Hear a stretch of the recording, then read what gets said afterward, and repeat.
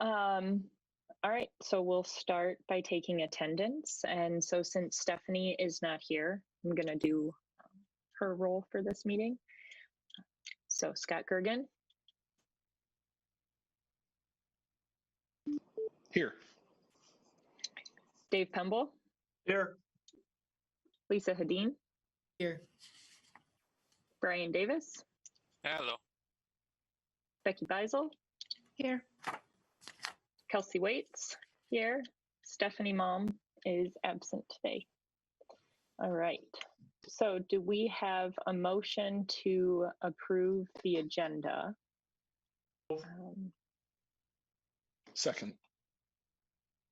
And Becky, are we getting that bit added to the agenda then, or do we need to move to add that in? Looks like it has been added already. Oh, it has been? It's in. Okay, why is mine not refreshing? I'll try to refresh it. Great. All right. So do we have any discussion on the agenda? Those in favor? Aye. Aye. Aye. Aye. Okay, opposed, same sign. And carries. And so just a reminder, when we do take votes, try to unmute yourself so that Becky can get an accurate count. It's hard. It's so hard on this virtual stuff. All right.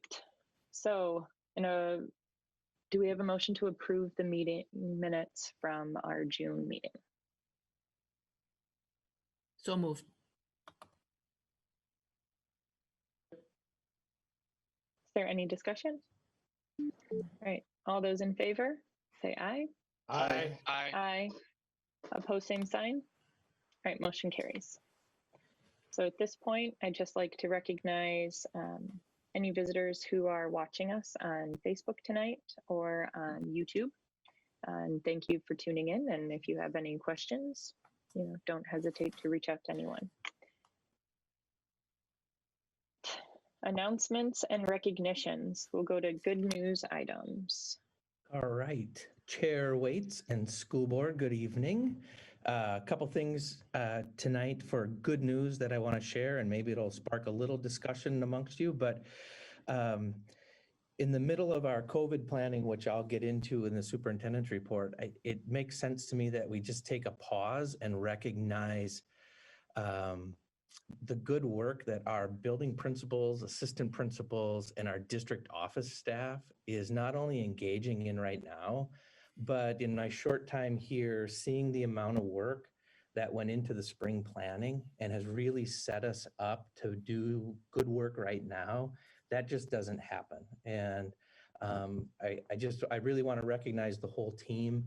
And then in particular on the learning side, just the amount of work that it's obvious that Jen Reichel did on the learning side for the school district, for all the kids and families, and really just getting that plan for your spring solidified in a way that not only got us through the end of the school year, but has set up those principals and our teachers to understand the work that needs to be done as we move forward. So I just want to take a moment and show some appreciation for the folks that are doing all the planning behind the scenes and really spending a lot of time trying to get what's best for kids in Hastings going.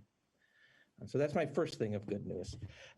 My second piece, I want to share that many of you know the CARES dollars, so the Corona Aid Relief and Economic Security Act that was passed from the federal government. So public entities received dollars in the last month from that. So the school district received some CARES dollars. We've received about $350,000 out of that.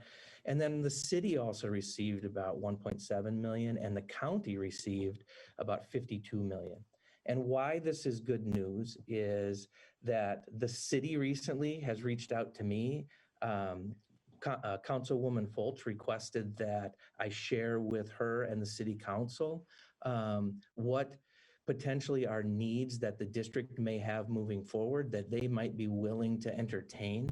And so I did that. And if you watch the city council meeting this past week, that was brought up as an initial type of topic that it looks like they're going to consider later. And so I think that's good news. Just the fact that as a community, it shows that we're still coming together and trying to figure out how do we navigate what we need to do and where potential pitfalls will be with funding for our schools. And then the second piece relates to Dakota County and the money that they received.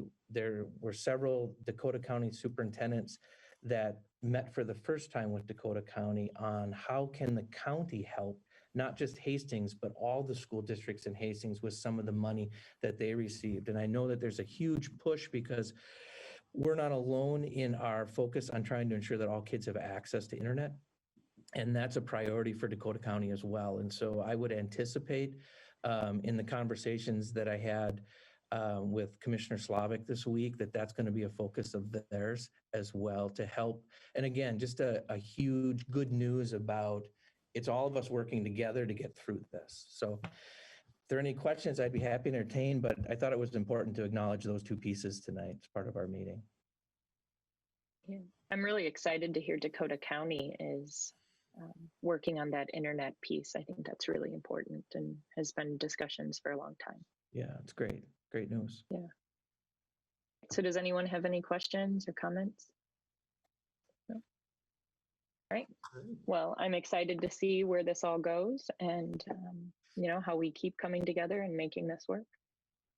Very good. All right. So we're going to go right back to you. We're going into administrative reports. All right. So we'll start with yours. Fantastic. Thank you. What I wanted to spend a little bit of time tonight for you as a school board and then for our public that's listening is kind of give an update of where we are in our COVID planning and help people understand just a little bit about what the process looks like and when they can expect hearing more details. And then I'll end tonight with Chair Waits, maybe we discuss, you know, the work session or whatever you want to discuss that, because we maybe want to try and fit another work session in here as we move along in the next couple of weeks. But so first of all, as you know, and as I just shared, we're really focused on COVID planning. That's the main. We've got some operational things to do, but that's really all hands on deck right now. We're meeting multiple times in the week with district staff and with building staff. And the work for people to understand really is done in phases right now. So we're just finishing up kind of the first phase, which is building the framework for what potentially one of the three phases might look like and how we can be nimble in moving between them. And what we're ending there and kind of overlapping into the second phase, which is really detailing out what are the logistics, what can we and can't we do, and then planning what does the implementation look like of those logistics. And as part of that, I'll talk a little bit later, but we've got some focus groups going on. But what also is happening then is really the third phase, which will really kick off the first week of August, which is communicating the plan, getting feedback on that, and then re-communicating the plan again to people so that all of our families and community understand and know where it is we're going pre-K-12 and what that alignment looks like with everything. And then, as you would expect, we're going to be implementing, and then it's going to be about probably, I would say, the first 4.5, 5 weeks are really going to be a monitor and adjusting to what's working well, what's not working well, what do we need to retool, those types of things. So that's kind of the 10,000 foot view. So as we move down a little bit, right now we're detailing out our hybrid model. So all three buildings, as well as early childhood right now are really into the phase of what does the hybrid model look like? And I'll explain that in a little more detail later. But we're also ordering technology right now. We're ordering our PPE, our personal protective equipment. We're ordering our cleaning supplies, and we're planning for those social distancing measures. So you're going to start seeing, if you come into our buildings, if you came in today, you'll see we have one of our first plexiglass kind of barriers up at the entrance here. You'll also see some signage that we're trying out that is branded for Hastings, and that way everything looks the same in every building. So what people see in one building is what they're going to see in another building. And so that's kind of what's happening right at the moment. And then we've got several planning and guiding documents that we're using. And again, I want to just share some of this so that the public understands what's going on. But we have guidance from the Minnesota Department of Ed, we have guidance from the Minnesota Department of Health, and we have guidance from the governor. As well as we've now created and published the our official COVID-19 preparedness plan, which is really lives on the operations side of the house. It helps staff understand, here's what we're going to do in case of and when. And I believe all of you received that as an email as well this past week. And that's a fluid document. So the governor's action today has already made the first change in a document that isn't even more than 24 hours old. So that's what that document's going to be. And the hope is that that continues to be a living, breathing document so people will have the latest up-to-date way that we are functioning as a district when it pertains to the operations. And then, as some of you have seen, when we did our planning, we created a guiding change document that really helped our teachers and administrators get around. Here's the sandbox we're playing inside when we're just talking about the learning side of the house and what we're going to try and accomplish. And then finally, we've been, not just myself, but our other administrators are collaborating almost daily with other districts to find out, how are you doing this? How are you doing that? Here's what we're doing. So we're trying to stay in some concert with other districts as well, and utilize what they're giving us, and hopefully we're giving them some ideas as well. So those are kind of the documents. The other guiding pieces is actually people, because as you know, this takes everybody to pull this off. So we're in the middle of, we've met with teachers, we've met with administrators.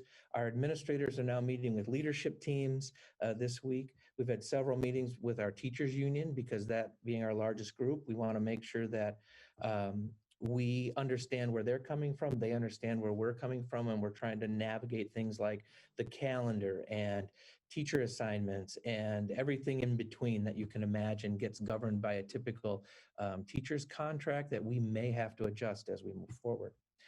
And then finally, with regard to that, are all of the surveys and focus groups. So right now we have surveyed, we're finishing up, or we surveyed our families, and we sent out our survey in Spanish as well to families. And we actually received 11 surveys back from our Spanish-speaking families. So we've made a stride. We're nowhere near where we need to be, but that was important that we get that out there and make sure that we at least start this phase of planning that reaches all of our families and not just families that do well with the English language.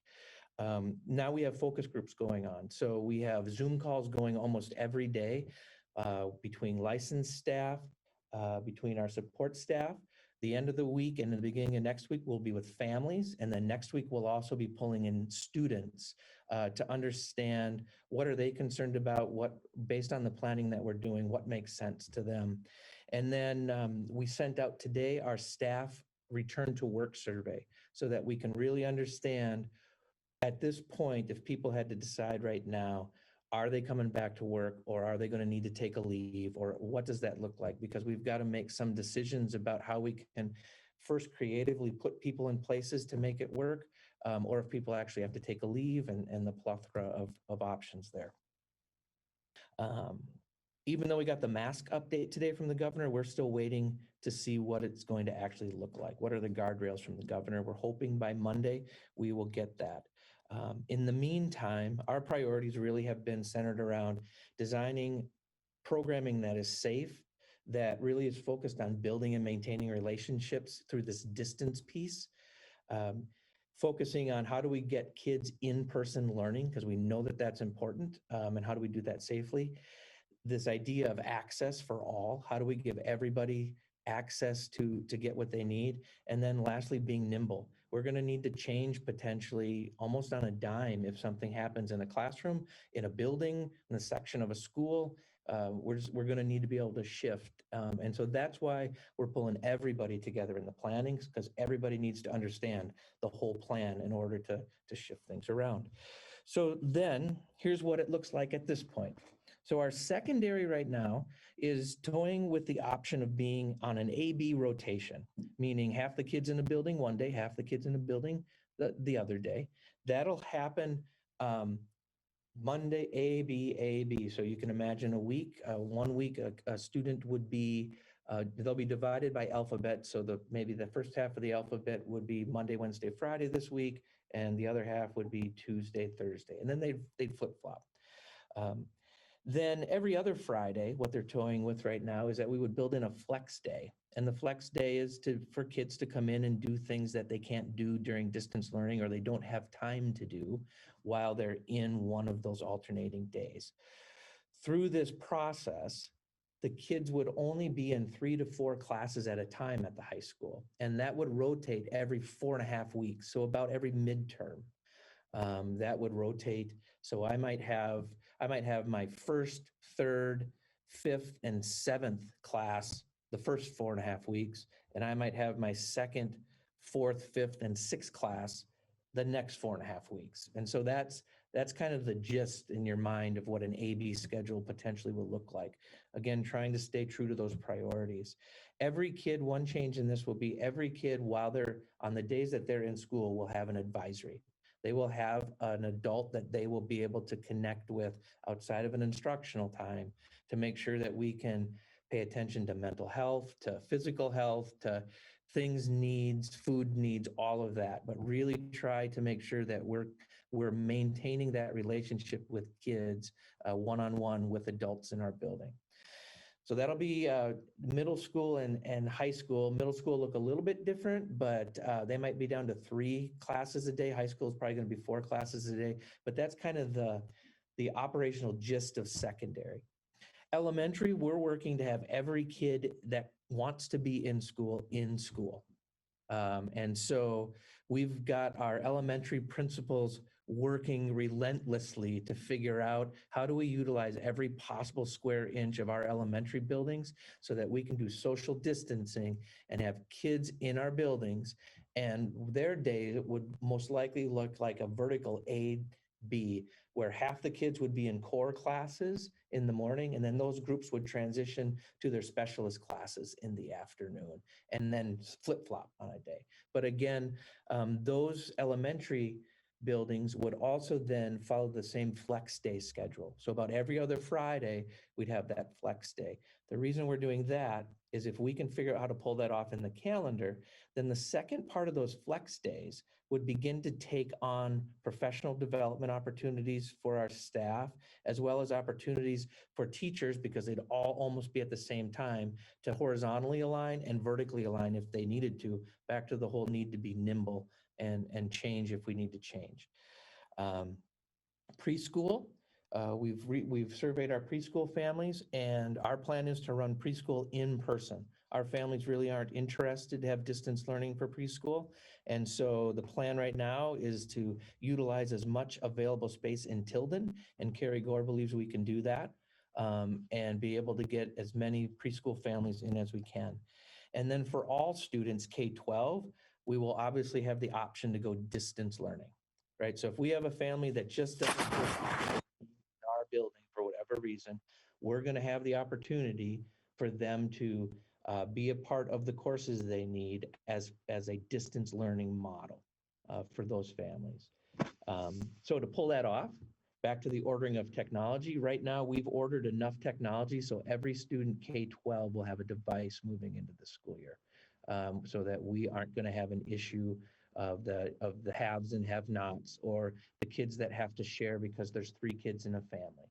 But that's what we're gonna do is fill that out. So all of our elementary kids will have iPads, and our secondary kids will have Chromebooks.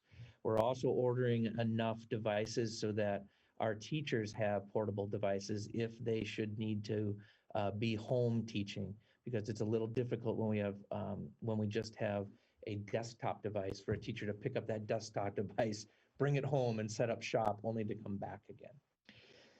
Transportation is a big thing that we're working through and trying to configure right now, and it's going to be based on the modeling of what plan we have. And as some of you may have seen in the Star Tribune, St. Paul has asked if parents would be willing to drive their kids.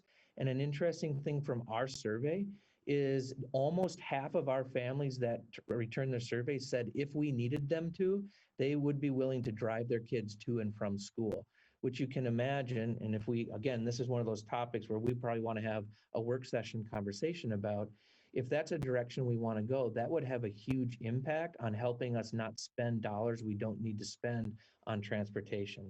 So something to think about. The other thing that most likely will change, and this came out in our survey, is can we sequence buildings to be on the same schedule? And we think right now we can shift potentially Pinecrest to be on the same schedule as the other two elementary schools. So our elementary buildings would be at the same time frame, and our secondaries would run on their time frame. So we're working through that.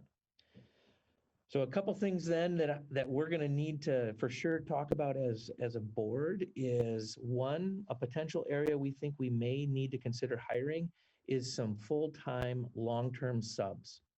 As we get into the year, we can't anticipate which teachers and or classes might come down with COVID. And it might behoove us to have 2 or 3 licensed folks that are at the ready any day. And if that doesn't go down, we could have on any day a teacher that is just simply ill and needs to be out.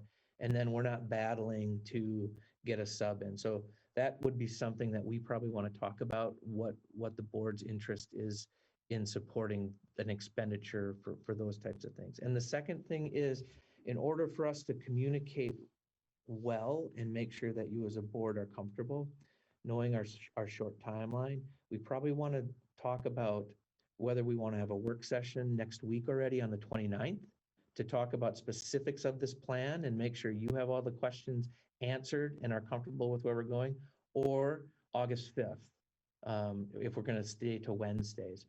Because I'd really like us to stay on the schedule of being able to communicate with families that Friday the 7th, by Friday the 7th, here's what our plan is, and here's what we're doing. So with that, I'd open it up to questions. I know it was a really long report, but I wanted to make sure that we're communicating more than less with regard to what this planning is. And I know we have a lot of community members that have been waiting for this type of information just to know what's going on. So with that, I'll turn it back over, Kelsey. Does it still sound like we're actually going to get information from the Department of Education by Monday? So I think, okay. I wouldn't be surprised to hear something from the governor yet this week. That's what they were teasing on NPR this afternoon. I think the fact that he included mask requirements for kids in school kind of suggests that they're almost ready to give whatever guidance they're going to give as part of that. So I don't see a reason why we wouldn't hear by Monday, if not before. So we'll open that up for questions and discussion.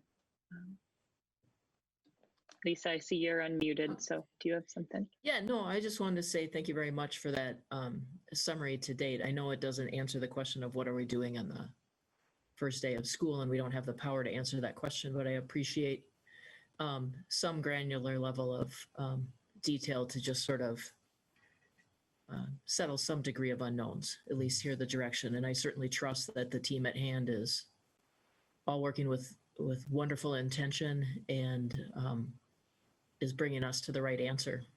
And then if it's not the right answer, we'll fix it. You know, it'll be modified and amended, and that's great. That being said, I totally support having an additional work session.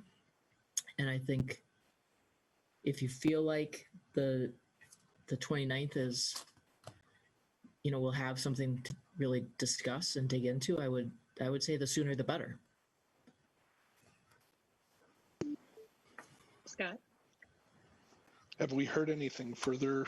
I saw a statement, pretty general from Denise Sprecht of Education Minnesota. Have we heard anything further from the teachers' unions? I know that in other states, it has been fairly vociferous. I'm curious. I would like, before we have the work session, I guess I would like enough time to get the information from the state, and I would like, in a perfect world, I'd like to have feedback from the union before we go down a path. I think so a couple things. One, the University of Minnesota conducted the study a couple weeks ago, and that just got published, officially published. The majority of teachers that responded to that study, if I understand it correctly, were positive about coming back to work, but with concerns. So I don't know that we're to the degree that other states have been with that. Or no, once a decision is finally made, I think we'll be okay with waiting. We don't have to do it next week. I just want to make sure that the 7 of you have a dedicated time to really, talk through the plan, understand the plan, be comfortable with the plan, and ask questions. Yeah, and I'm in support of either, or if need be, both. This is some heavy lifting that we're going to be doing here. Yep. So whatever it takes from that standpoint.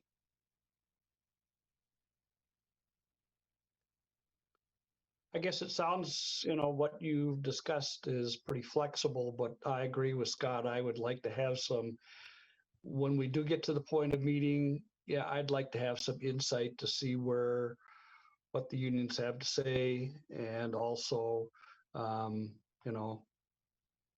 A/B chances of, okay, hard or how difficult or how spendy is it going to be to make some of these adjustments. Mm-hmm. I guess I'm kind of searching for, like, okay, what it cost us potentially, worst case scenario, what would it, where are we at?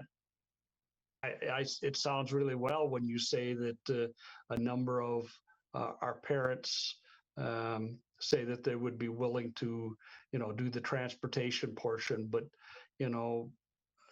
all through this whole process is going to be quite an upheaval and a process that's going to be some dollars and cents, and we have to be prepared as a board to, move rather quickly, I suppose. But I would suggest that we hold off until we get some more particulars as to, one, what the situation is when the governor does say exactly what he wants us to do, and then two, some of these fill-in pieces with employees, and you're sending out a survey coming up, right? You talked a little bit about that, and get some of those results and see where we're at and what challenges we're going to have to address moving forward.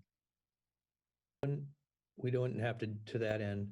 I don't know if there's a different day of the week that would work as well. I mean, it just happens to be Wednesdays that you typically meet. I mean, could look at better day is for something like this is that Monday the 3rd. That gives us all next week to figure out what's going on and so maybe some of those answers, and then we do a special work session on that Monday the 3rd, and then that gives us that next week to really get some communications together. Yeah, I think all we have to do is follow, make sure we get the notice out soon enough when we decide when. Scott? Beyond general safety, one of the things that I've heard from parents as they've talked with me a little bit about this is the desire for a schedule. The whole idea of don't be flip-flopping, Mike.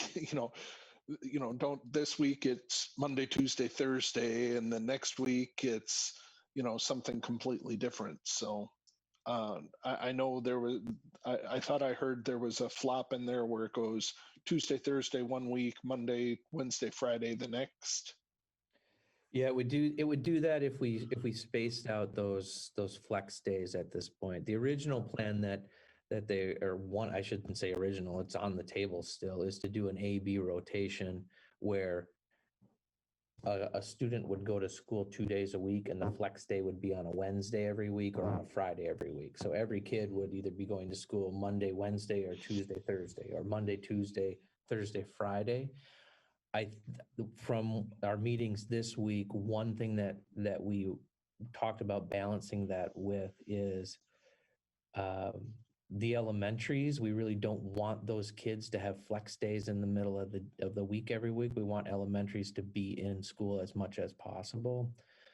And so how do we align that? And so we landed on kind of going every other Friday. And yeah, that would be a trade-off, right? Because we're kind of in that detailed phase of trade-offs now. We've got a lot of information and what's the most palatable. Yep. Yeah, just some feedback that I had heard that I Yep. thought I'd share. So Part of those surveys, was that information in there? Can we, see the survey results so that we can kind of make these decisions if we should do the rotating? I have 3 kids in 3 different buildings, so that it would be challenging as a parent. But did we ask those in the parent surveys? We didn't ask those in the parent surveys because we didn't have those plans detailed out yet. The surveys that we sent out to parents to this point really were focused on, and the focus groups will have some of this in it, but they're really more focused on what is it going to take for you to feel safe for your kid to be in school, in person, and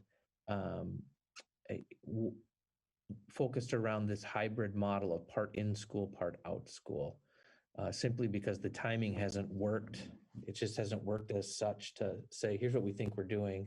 And we've gotten to that point this week with being able to say alternating days.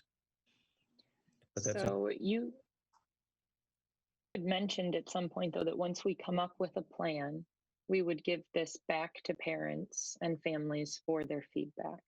So is that information we could try to have before the board meets, or no? We could look at that. We could send out another, we could look at next week when we know, can we send out kind of a schedule? The one thing maybe that I wasn't clear on, even with, Becky, when you talked about having kids in 3 different buildings, our goal is to try and divide kids up by alphabet so that kids from the same family, secondary, would be on the same schedule. Entry would be off, of course, because they're in every day, but we're trying to keep families together.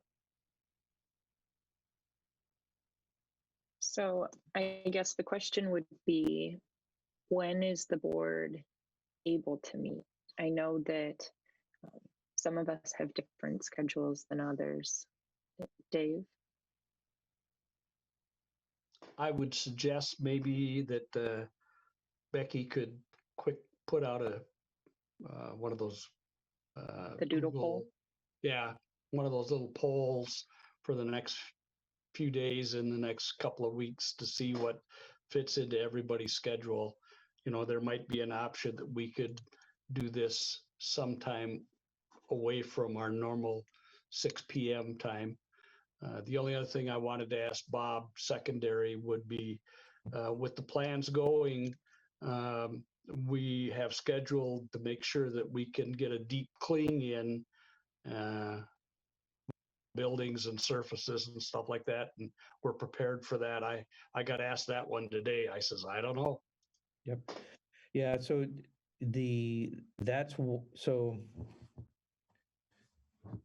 on Tuesdays and Thursdays, we meet with the principals and then with everybody, all the leadership from district office, to include facilities, maintenance, CAMs on those, special ed, just for that exact reason, Dave, so that the district's team's job is really to ask those questions. So if you're going to run this, here's what I need to do with cleaning, or here's what we needed. So right now we're getting into all of those details to make sure we can logistically pull off what we want to pull off and understand what we might have to make some decisions about doing or not doing. We can't sacrifice, in this case, safety for daily operation. So yes, it's all being discussed in parallel at the same time. Okay, I would suggest that as information goes to the families, that there's some piece in there that talks about, yes, we're doing the big time clinging and so forth. So that kind of puts some concerns at ease, maybe a little bit. Sure. Yep.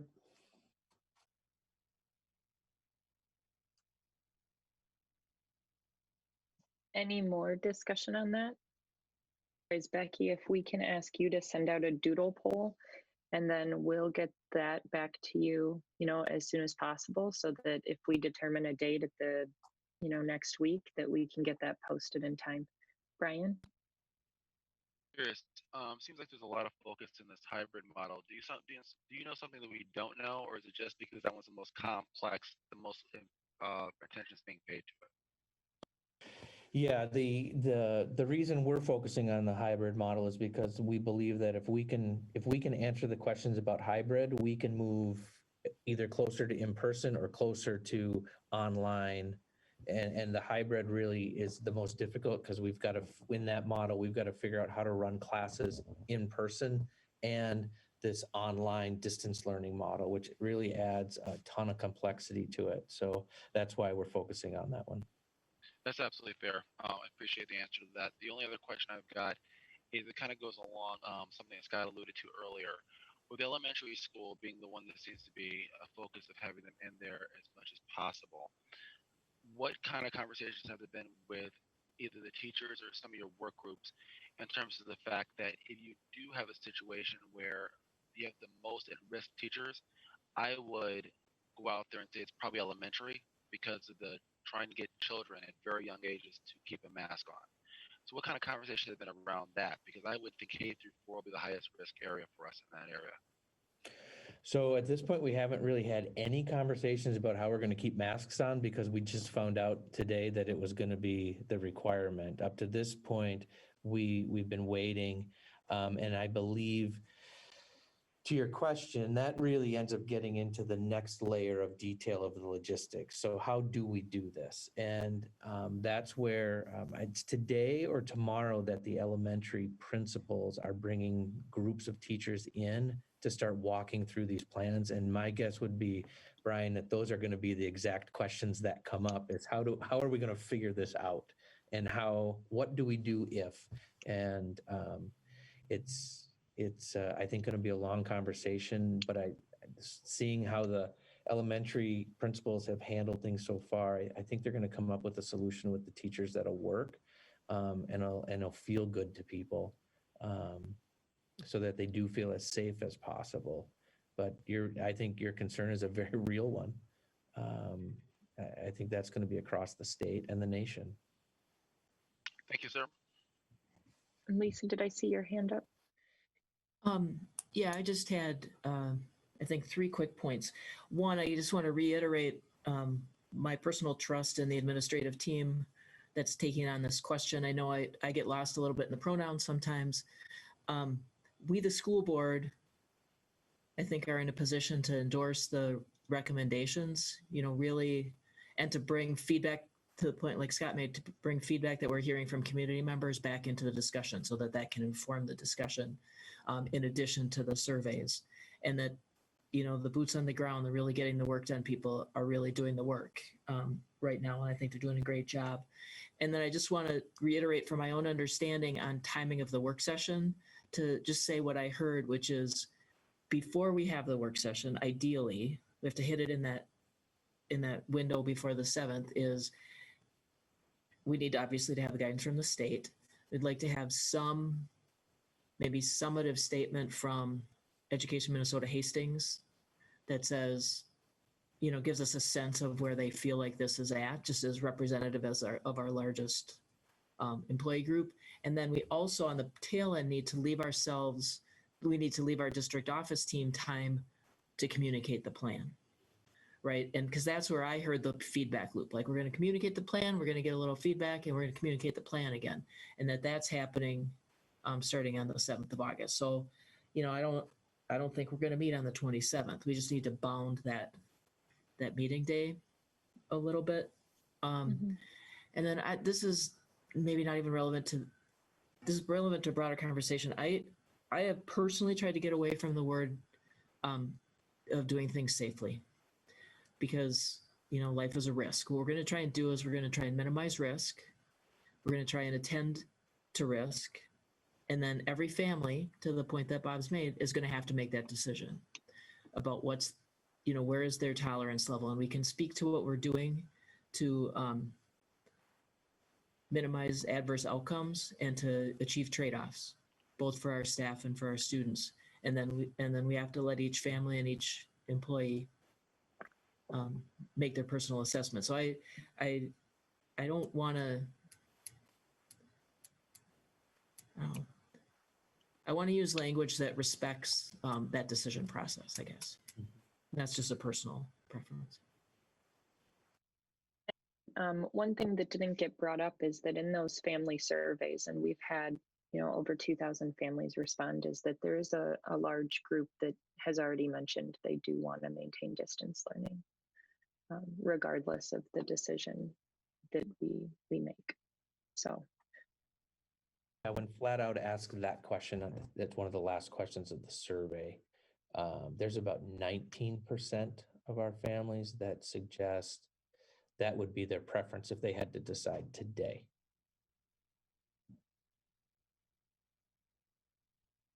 And so obviously, once we come up with another plan and we put more specifics in there, that number might go up, it might go down, and, we'll contact families again and see where they're at. But Lisa, that is something that, families are already considering, and the survey to staff is looking at that as well to see where staff sits too. So.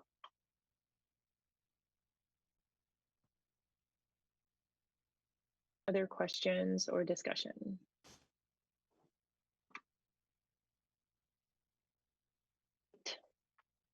Then we will move to the building construction fund project update.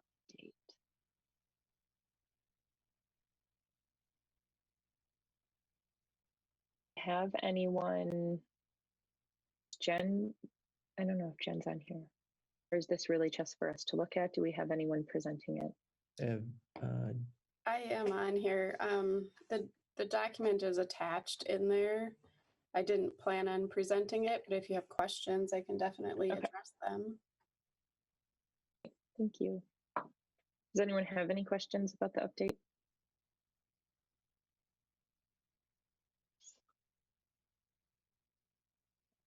So then we'll move into school board committee reports, beginning with the facilities committee. So recent facilities meeting, which was on the 10th, we discussed kind of the status of ongoing maintenance projects. The last phases of the middle school project are being done this summer, working on the kitchen hood and roof at Pinecrest. In our past meetings, we've brought up the high school retaining wall, and in our last facilities committee meeting, determined that we don't need to make that decision now since the project is not going to get completed until next year. So we are moving that to not a big priority to make the decision right away. Briefly discuss the locker room renovations at the high school because we're still trying to figure out how many showers, we'll be putting in there if we give up lockers. And so that discussion is going back to Principal Johnson to see if maintaining the number of showers is ideal or if we're even looking to increase those numbers. And we spent significant time discussing how COVID may impact facilities decisions. So depending on what school looks like this fall, recognizing that we may need to use some bond dollars towards purchasing things, such as if we need temporary walls put up, if we're going to turn, the gymnasiums into added classroom space in order to maintain that social distancing. We also requested to get information on the air filtration systems in each building to make sure that all of the air quality can be maintained at the recommended standards in order to decrease potential spread. In the process of working on the repairs at Todd Field, when I drove past the other day, I know the fence isn't up yet, so that should be going up soon, and we're still waiting on estimates for the turf and bleachers. And we're hoping to have the turf repaired mid-August just because it would be cheaper. They already have some projects going on up here, so it would allow them to bring that material up with those projects. One of the things that we're going to need to have some more and kind of big discussions on in the facilities committee is long-term solutions to ensure the safety at Todd Field. Just in case another event like this happens again, that we had gotten very lucky that no one was on the field and no one was in the bleachers. And so what does this look like moving forward? And we'll be having some ongoing discussions about that. And we'll obviously need to include MnDOT in those discussions as well, since butt up against their area and the easement and such. So our next meeting, we're planning on discussing COVID preparations. At that time, we should have the guidance from the state and can really dig into that a bit more. Todd Field, and then our current priorities with the rest of the bond dollars, and really ensuring that all of the information presented to the voters has been, all those projects have been taken care of with the bond dollars. Superintendent McDowell. Yeah, and so we're, just to add a little to the Todd Field thing, we've been in contact with MnDOT as of this week and started that process. Jen Subert and Cam Peterson and Trent Hansen and I were down at Todd Field yesterday, looking at specifically what potentially options might be based on the where the right-of-way line comes through the back of the bleachers and what we might look at. So Trent and Cam will be reaching out to both the bleacher company and the company that does safety bollards and that crew to bring them in to see what potentially some options are for us to not infringe on the right-of-way and get safety bollards or safety fencing in and not lose a ton of bleacher space at the same time. So those are kind of the three things we're trying to pull off. But more to come on that one. But that project, that we're working that one and trying to get some answers as soon as we can for it.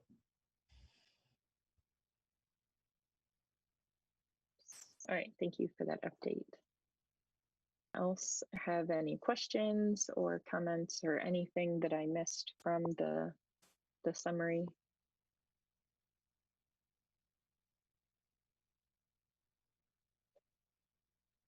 Next up is admin negotiation. I'll take that one. Met on July 16. The primary focus of the meeting was reviewing the documents that had been sent by the board committee to the administrators and the administrators to the board committee. One thing that we did get agreed to at the last meeting was we agreed to a list of comparable districts for reference during our negotiations. So that was helpful. Essentially, that was based on two criteria. Number one, they were plus or minus roughly 1,000 students in enrollment from where we were. And then number two, they also were in the 7-county metro area. So we were able to get that agreed to. We also spent some time discussing and adding to the list of general or known things, assumptions, issues, and risks. So I'll just kind of touch on those a little bit. So under general or known is that we have staff at every level that's put forth extraordinary effort to help us as a district navigate the impacts of the pandemic. And that we as a district have done a good job of managing our finances to build our fund balance to a very healthy level. And that, as we all know, could come into play as we progress through the school year. Some of the assumptions that we had talked about were we assume that we will receive the 2% on the formula as planned from the state of Minnesota for this upcoming school year. Also assume as we talk about budgeting, we have to come up with some type of a budget number. So we're assuming that healthcare will increase in the 2021 school year at a 2% level. We already know that it's going up 2% in the 2021 school year. And then we have issues and risks. So an issue is something that has come, that is true, that we know, and a risk is something that may become an issue. So the issues that we have in front of us right now is that we know that we're $1.7 million over budget for the upcoming school year, and we know that we have declining enrollment. That we have on top of that is that we may have uncertain enrollment beyond the forecast decline due to the pandemic. And the examples I gave here would be students perhaps with unique family situations that would not be returning to Hastings Public Schools for various reasons. Another risk is that we may have unplanned significant expenditures due to the pandemic. I think we've talked about some of those already in terms of additional, we may need additional staff in the form of long-term subs. I think Superintendent McDowell talked about that. Additional busing and the costs associated with that. Additional, work within the schools, whether that be setting up additional areas and the actual physical bond dollars that we would need to expend, or additional resources in terms of cleaning or additional supports. Another risk that we have is the state of Minnesota has declining revenues due to the pandemic and unemployment, which, as of the latest forecast, puts the state in a $2.45 billion deficit. This has the potential to impact school funding starting with the 2021 school year. Again, assuming that our assumption above is true, that we will receive the 2% on the formula this year. And then another risk is we're unsure of the impact of the pandemic on our healthcare rates after the 2020-2021 school year. So we have a contract in place for this year, but they get renegotiated on an annual basis. Given that I've lived through anything like this before, especially in an environment of healthcare that we have in the year 2020, we don't know what that's going to mean. So it's just a risk at that point. So we went through that list, talked through those items. We did have some confusion around the administrators actually came forth with an offer, and the board committee did not come forth with an offer because we hadn't agreed to comparable districts as a group. And that was the sticking point that we had the last time we negotiated a contract. So now that we have that, we will be bringing our offer, which would now be a counter offer, and we'll be providing that to the group 72 hours prior to our next meeting, which is targeted for the week of July 27. And we're working through a Doodle Poll to find an acceptable date and time for that. Any questions on that? Thanks.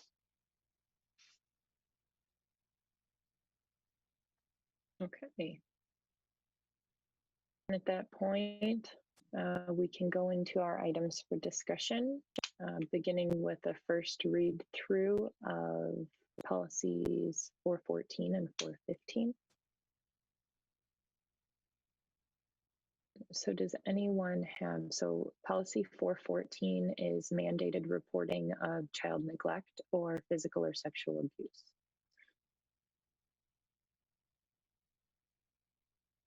Have any questions or comments? Anything that we would just as any changes or anything like that?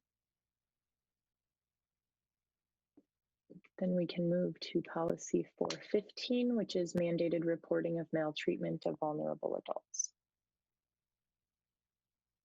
So do we have any questions, comments about that policy? Then we will move those forward for the second reading next month. All right. So the policies we have up for second reading tonight, the first policy is policy 610 field trips, which is one that we've been working on for a while now. And so getting your feedback, great, for the policy committee to see if we still have any changes we need to make, any tweaks to the policy.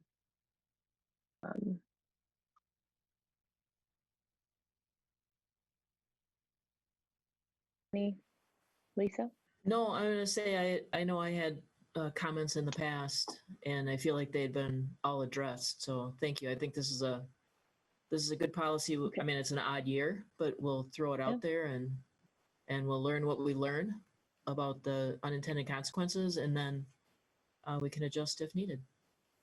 So thank Okay. you for the work done on this one.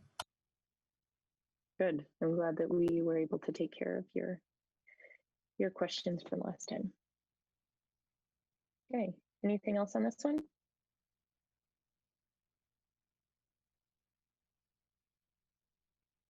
You're muted.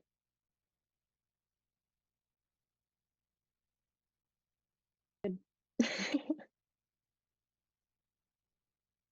There There we you go. go. There, I got a beep. All right.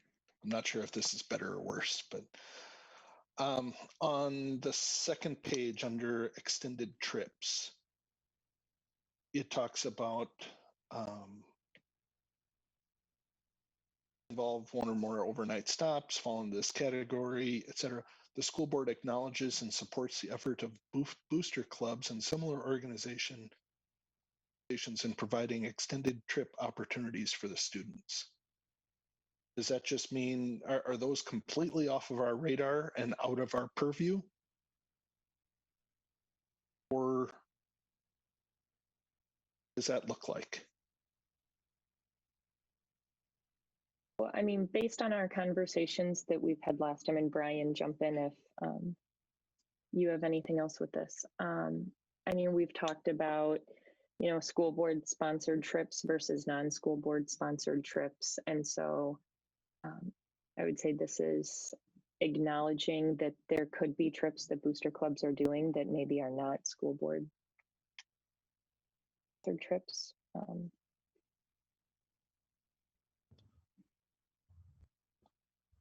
Typically, when there's verbiage in this type of document for this, what my experience has been that it is stating is that while as a school board, it's not a school district sanctioned trip, the board is acknowledging that there are other opportunities that kids may have to go on an extended trip.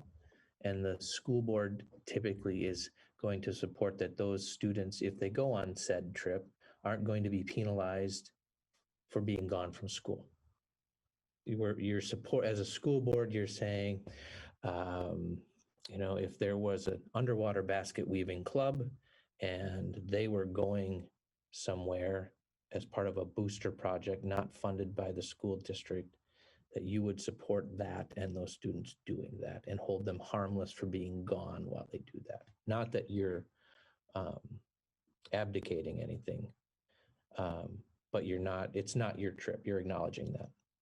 So it's not our trip. It's not our liability. It's not our responsibility to vet adults, et cetera.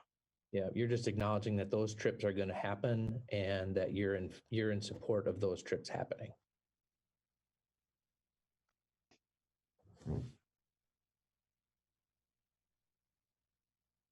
Thank you. Putting into better words what I was trying to word vomit out. Okay, so any other questions or comments about this one?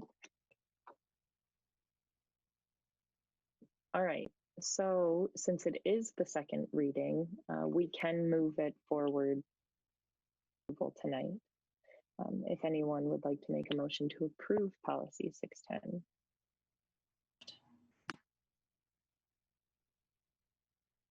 Need a second. Second. Okay, so is there any more discussion? All right, all those in favor say aye. Aye. Aye. All right, opposed, same sign. All right, motion carries. So then we'll move into policy 901, which is community education. So are there any questions or comments about this one here? I did double check and clarify with Carrie Gore that it was in line with what they needed it to be in line with from an operational standpoint.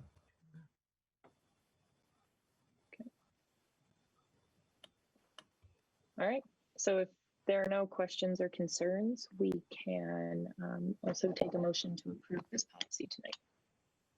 Dave? So move. Second.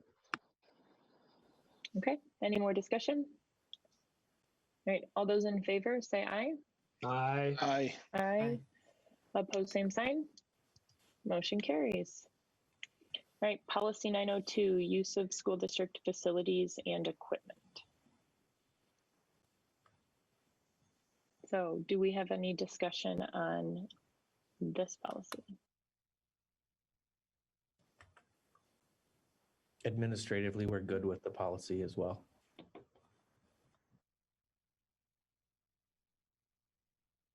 No, just. All right.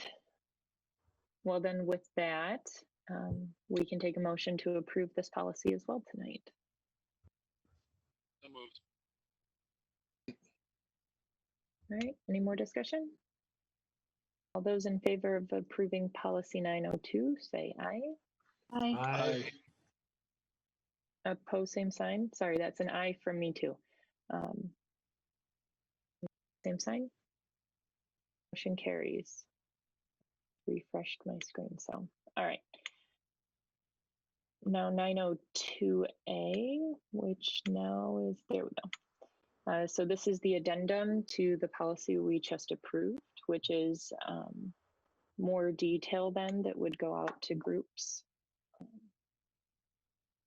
looking to use facilities and such.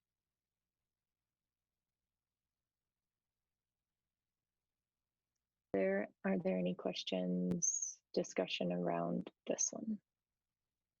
Gore has gone through this one and written it up, and this is in line with all of. Double check this one too.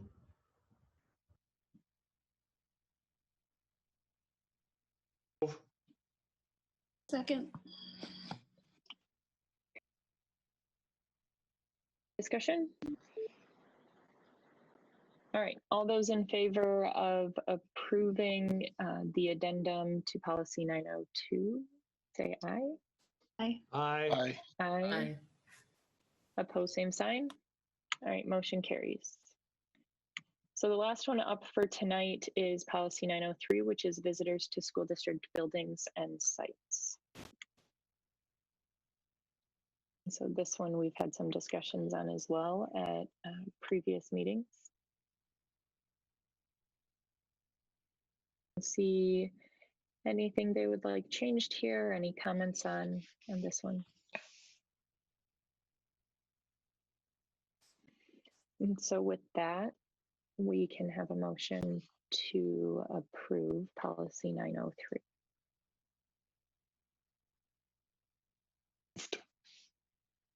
Good. All right, any more discussion? All right, all those in favor say aye. Aye. Aye. Aye. Opposed, same sign. Motion carries. Okay, into action items. So first up is the consent agenda. We have a motion to approve the consent agenda, which is we have some change orders mixed in there. One change order, bills payable, personnel report, and membership renewals. So moved. Second. All right, any discussion on these? Okay, all those in favor of approving the consent agenda, say aye. Aye. Aye. Aye. Aye. Opposed, same sign. All right, the consent agenda is approved.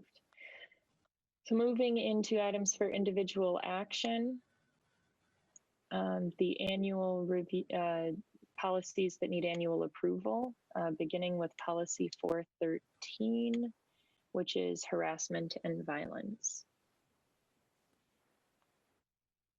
We have a motion to approve policy 413. So moved. Second. Okay, is there any discussion?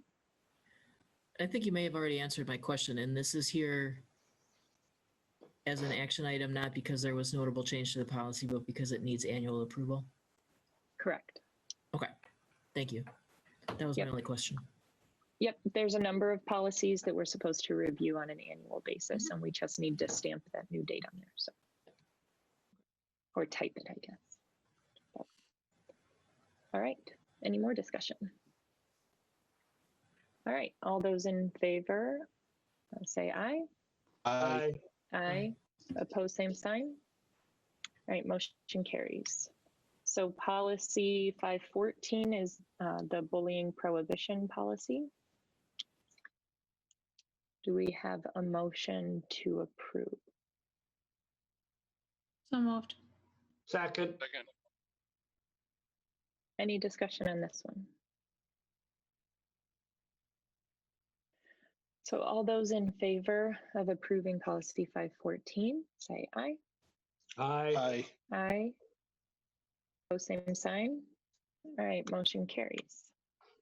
Policy 522, student sex non-discrimination. And so this is setting up, who our Title IX coordinator is, Trent Hansen, in case anyone is curious. And this is just an annually reviewed policy. Move. Second. Okay, any discussion on this one? All those in favor of approving policy 522, say aye. Aye. Aye. Aye. Opposed, same sign.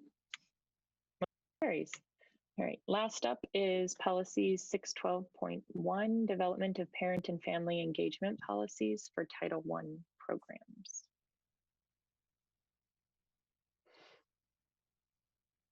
All right, do we have a motion to approve this policy?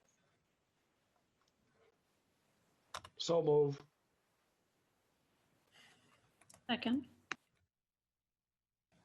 Any discussion on this? All right. So with that, all those in favor of approving policy 612, say aye. Aye. Aye. Aye. All right, opposed, same sign. Okay, motion carries. Next up, employee classification review cycle for pay equity compliance. So we would need a move to approve employee classification review cycle. And so if you look at board book, there's a list of positions that will be included in this cycle. So moved. Second. Second. Okay, any discussion on this? I just have a question. Mhm. So I'm new to all this, and we did this last cycle for other employees. And the director of finance and the director of district services reviewed everything and did that. But if they're on this list, as who reviews their, job status and all that? If, since they were. These are sent to an external firm. Yep, and then they were sent back, and then the director of finance and the director of business services kind of went through it all and then made the classifications. So if they're on this, then who does that with them? I'm just curious. And like at the superintendent as well. Yeah, so typically what happens with that, if I understand the process correctly, is that the individual themselves first does a survey, for lack of a better term, and then their supervisor also either does their own survey or goes through it and makes adjustments to it. And then that goes to the independent firm to then classify and do the banding and grading. And then that information comes back to us to decide.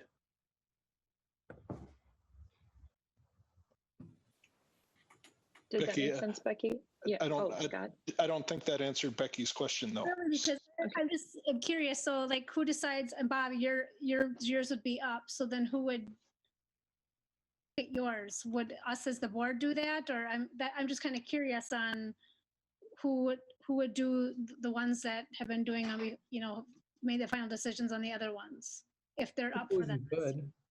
I suppose you could take that and look at it and see for the superintendent, you've done a lot of that work already, Right. because that's how you landed on kind of how you wanted to negotiate the contract with me in the first place is what you found. So while the superintendent is listed there, I think that's a great question because technically the 7 of you would then be the supervisor of that position. And so maybe that is where that goes back to, or we come to some agreement on what we agree the responsibilities are. That's an interesting one from a job responsibility piece, simply because it's really articulated in statute what the role and responsibilities are of the superintendent.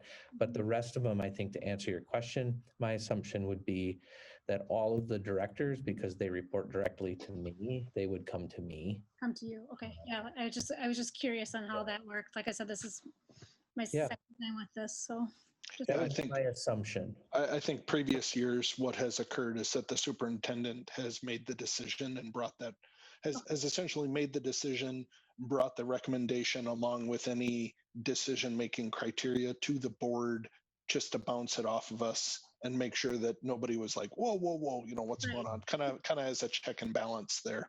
yeah, thank you for that. I was just when I saw the directors, I was kind of like, oh, who makes those decisions? So thank you.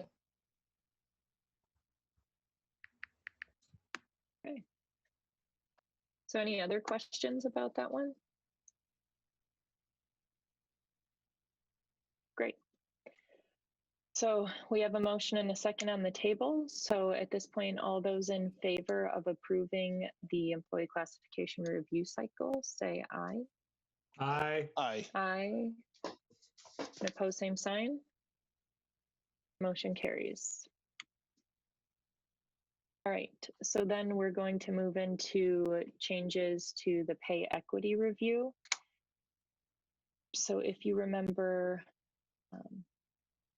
and we did still have some that were waiting, we had been waiting.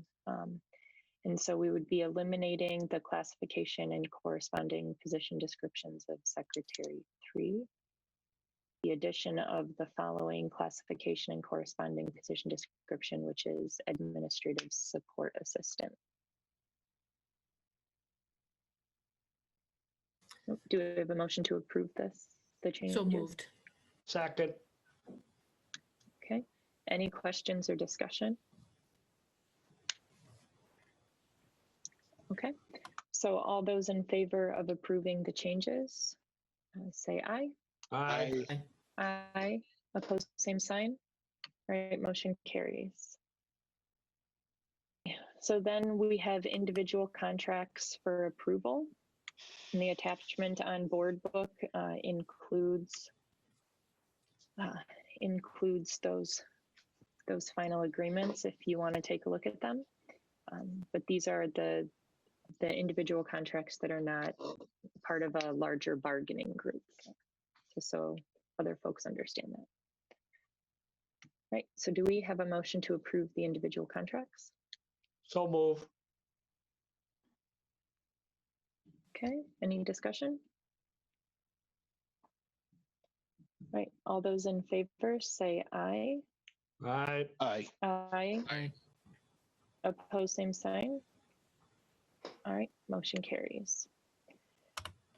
Next up is the SRO crossing guard contract. And we did have some discussion about this at the work session, just regarding kind of the feedback we had been given around SRO. So we had kind of pushed that to this month for approval, just so we could have some time to discuss that at our last work session.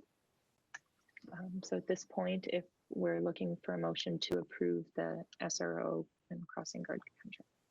So moved. Second. Okay, is there any discussion? Okay.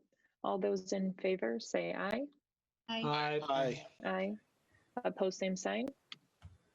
All right, motion carries. All right, so now the acceptance of donations, and I have to pull up the special reading I need to do with this one.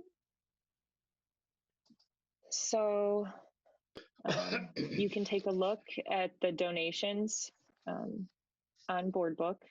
They are all listed there for us. And we'll do a roll call vote to accept donations. And so I do have a resolution to read with that, since Stephanie's not here. So I, Kelsey Waits, introduce the following resolution and move for its adoption. Resolution for acceptance of donations. Whereas the referenced donations in the District 200 donations report from March 2020 have been generously donated. Just It should a be quick April to question. June. Shouldn't this be April to June? This should It should be April to June. So let's try that again. I, Kelsey Waits, introduce the following resolution and move for its adoption. Resolution for acceptance of donations. Whereas the reference donations in the District 200 donations report from April to June 2020 have been generously donated. So is there a second on the motion? Move. Okay, Dave Pemble duly seconded the motion for adoption of the foregoing resolution. Right, voting in favor of the resolution. So Kelsey Waits, yes. Dave Pemble, Yes. Dean, Yes. Hazel, Yes. Scott Gergen, Yes. Davis, Yes. Malm, not present. Therefore, be it resolved by the Hastings Public School District School Board to gratefully accept these gifts. So thank you as always, to all of the generous gifts that are given to our district. And the community support is just incredible and greatly appreciated. Okay. Then with that, that takes us down to future meetings. And so right now, the 22nd, that's today. Oh, I gotta open it. There we go. Man, it's been a long day. All right, so in August. Kelsey, Bob's got his hand up. Oh, Bob? Before you do future meetings, do we want to vote on the policies you moved forward off a second reading? That way we can get it done. We can do that. That way they're happening during your action items. Oh, sure thing. I'm still trying to get used to all of this, how all this works. Okay. Good effort. Yeah, thanks. All right, so then we are looking, we'll go back to policy 610, which was, again, now nothing is loading for me, the field trips policy. So do we have a motion to approve policy 610, to adopt policy 610? Move. Second. Any discussion? All right, all those in favor of adopting policy 610, say aye. Aye. Aye. Aye. Oppose, same sign. And carries. So policy 901, community education. Do we have a motion to adopt? So moved. Second. Any discussion? All those in favor say aye. Aye. Aye. Aye. Aye. Oppose, same sign. All right, motion carries. All right, so motion to approve policy 902, which is the use of school district facilities and equipment. Do we have a motion to approve? So move. Second. Okay, any discussion? right, all those in favor say aye. Aye. Aye. Same sign. All right, motion carries. All right. Sorry, a 7-year-old is running around. All right, next up is a motion to approve 902A, the addendum to policy 902. So move. Second. Okay, any discussion? Those in favor say aye. Aye. Aye. Aye. Opposed, same sign. All right, motion carries. And so then last up is policy 903, which is the visitors to school district buildings and sites. So So moved. do we have a motion? Okay, Second. all right, any discussion? All those in favor say aye. Aye. Aye. Opposed, same sign. Motion carries. All right, so right now for future meetings, we have the work session set up for August 12th. We have a finance committee meeting on the 17th of August, and the regular board meeting is on August 26th. But importantly, we will be adding another work session in. So once we get that doodle poll, there will be another one going up. Yep. And there will be a committee meeting the week of the 27th at some point as well. Yeah, For the for a bit. administrators negotiation. Yeah, and a facility committee, facility committee on the 3rd Correct. of August. I think that got added after this, so. Yep. So there's a few things to come on there. Okay. All right. And those dates are posted to our website and such too when we have those committee meetings for people Right. to see as well. Right.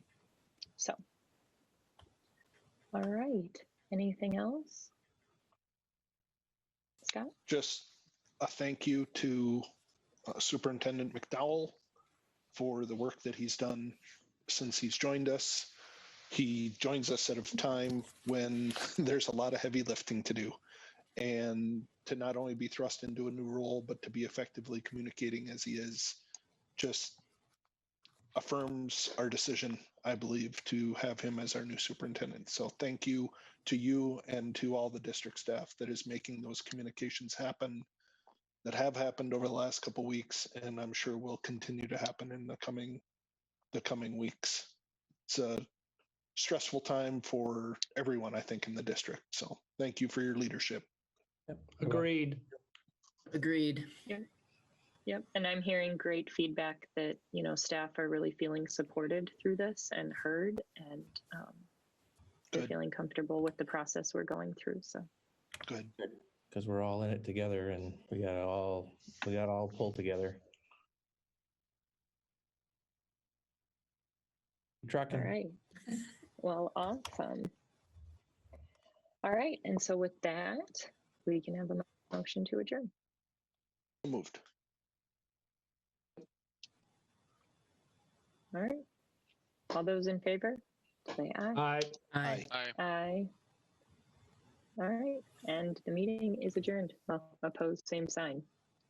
All right. Meeting is adjourned at 7:25. All right. Thanks, Have a good night, everyone. All right. Bye-bye. Take Yep. care. Have a good night, everyone. Be The well. doodle poll is ready. Don't forget to take it. Got it. We'll go look Okay. at it right now. Thank